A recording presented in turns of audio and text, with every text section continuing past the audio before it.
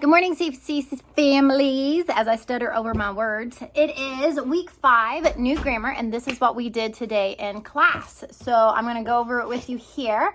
A couple of announcements real quick. Week 6 is you choose topic for speeches. So, of course, you choose whatever topic you want to talk about. Try to come to class with 3 points about that topic. Give us an introduction and give us a conclusion. So just like when we write a paper, intro, 3 points, conclusion as you do your speech. So try to do that for me. You guys are doing great and I'm really proud of you.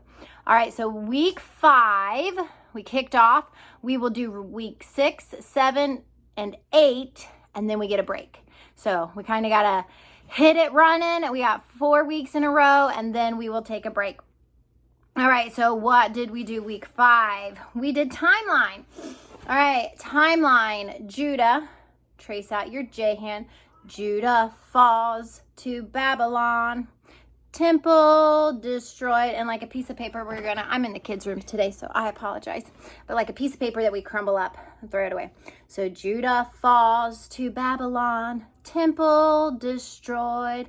Babylon falls to Persia.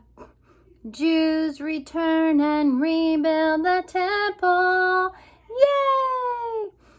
Roman Republic. Remember, those are our hands. Roman Republic. Golden Age of Greece. This is our G hand.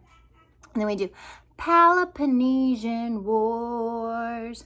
Persia falls to Alexander the Great. All right, so from the beginning, Judah falls to Babylon, temple destroyed. Babylon falls to Persia, Jews return and rebuild the temple. Yay! Roman Republic, Golden Age of Greece, Peloponnesian Wars. Persia falls to Alexander the Great. All right, then we went to, or actually first we did geography, didn't we? We did our Egyptian Empire. So as you can see, I have Egypt traced out here. So this is Egypt. Then we have the Nile River, which goes all the way back down here to Lake Victoria, or up to Lake Victoria. I have my Nile River Delta, and you can see it here blown up in our little map there. Nile River Delta, Nile River. This is Egypt. And then we have Upper and Lower Egypt. Now remember, when they looked up, or the way the river flowed, this is Upper Egypt, and down here is Lower Egypt. Lower next to the Mediterranean Sea. And those were our points for our Egyptian Empire. Okay, multiplication tables. We did our times 9 and times 10. So keep practicing those at home, however you guys do that, whether it's flashcards or the wheels or just chanting them. So prepositions, we learned 5 new prepositions this week, and they are between, so point between your eyes, between, beyond, point out there, beyond, between, beyond, but, behand for but, by, concerning, point to your head, you're concerned, between, beyond, but, by, concerning. History sentence this week. Tell me about the Romans. Break this down into its 3 parts.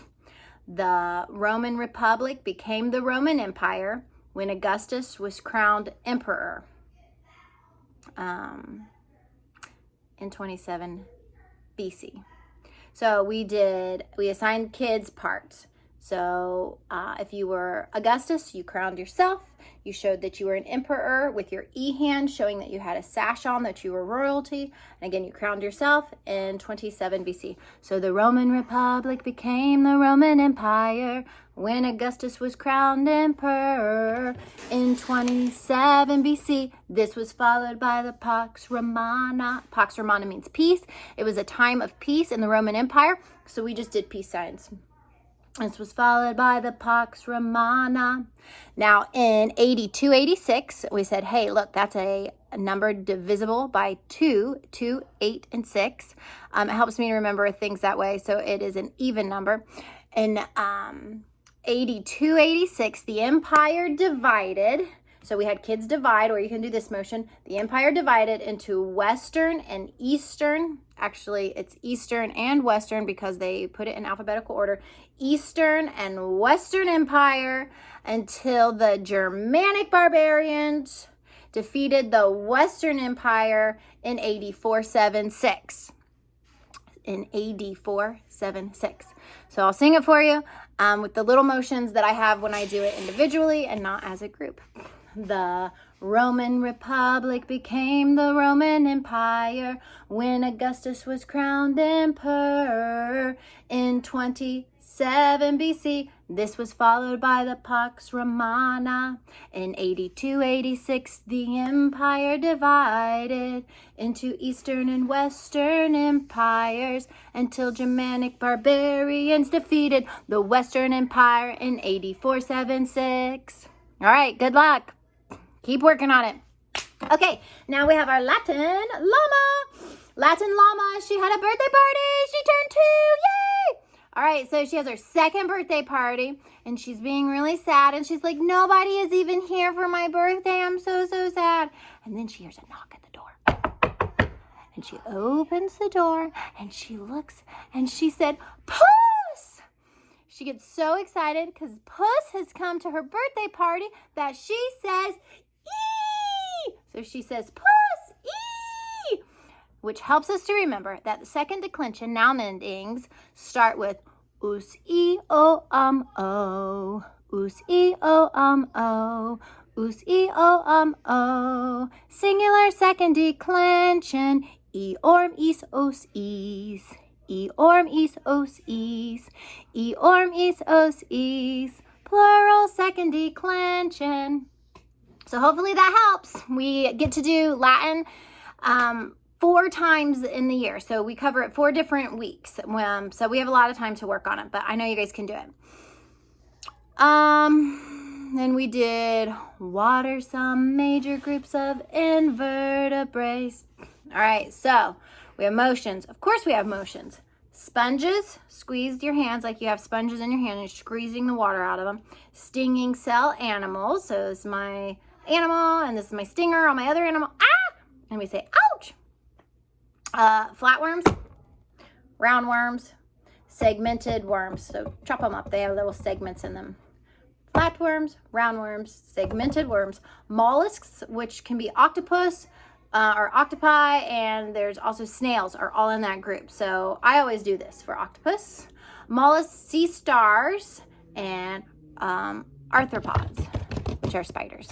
So we do spider hands. Okay, so what are some major groups of invertebrates? Some major groups of invertebrates are sponges, stinging cell animals, ouch, flatworms, roundworms, segmented worms, yuck, mollusks, sea stars, and arthropods, the invertebrates who, oh, the invertebrates who. And if I can find the copy of the original lady who sings that, I will link it. It's been around for a long time, so I'm not sure who did it. Okay, and that is what we did for new grammar. Quickly, I'll go over science and fine art. So science, we're still talking about pollution. This week, we basically just talked about trash. Plastic bags, plastics, those types of things, how they affect our environment, how animals get caught in them, stuck in them. So we took a rubber band, we wrapped it around our pinky, we wrapped it around our thumb, and we said, okay, if this got stuck on you and you were an animal, how would you get it off? You can shake it, you can rub it. Most people just bit it off or, use their teeth. So they did that very quickly. We then submerged their hand in a bucket of water with a plastic bag over, and we had them wiggle their hand out as if they were a fish caught in a plastic bag. Most of them could do that pretty well and fast, but they have good brains. So we talked about fish aren't that smart. They could get caught and die in it. So if you have plastics, please recycle them. Put them where they're supposed to be. Keep them out of our lakes and rivers. Because we are supposed to be good stewards of the earth that God gave us. Probably didn't emphasize that as much. So you guys can at home. Then we moved on to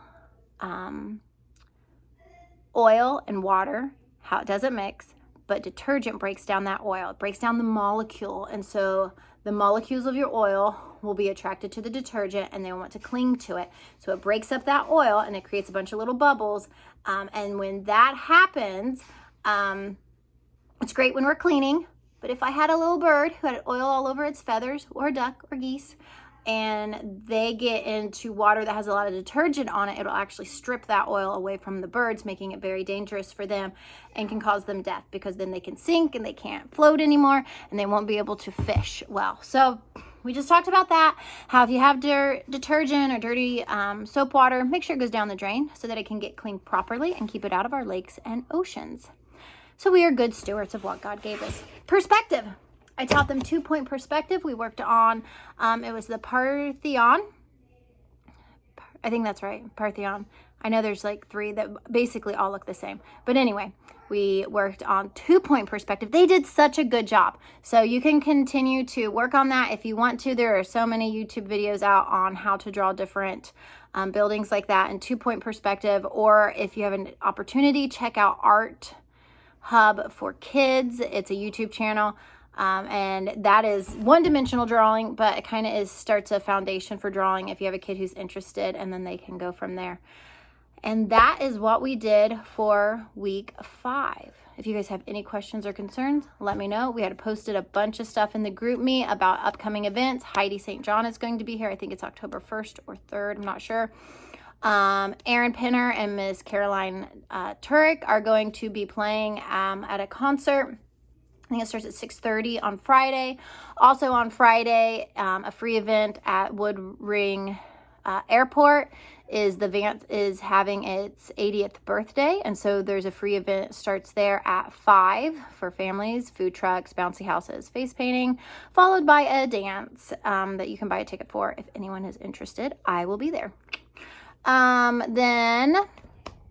Trail Life is having their open house this Thursday, and American Heritage Girls is also having an open house. So if you're interested in any of one of those things, Jennifer Fletcher is the head person for American Heritage Girls, if you don't already know, and Brian Tennell is the head guy of Trail Life. My boys are in Trail Life, so if you have any questions, let me know. I will give you the information. And that's it. So you guys have a great day. Sorry this got long and windy. I will talk to you if you need me. Bye.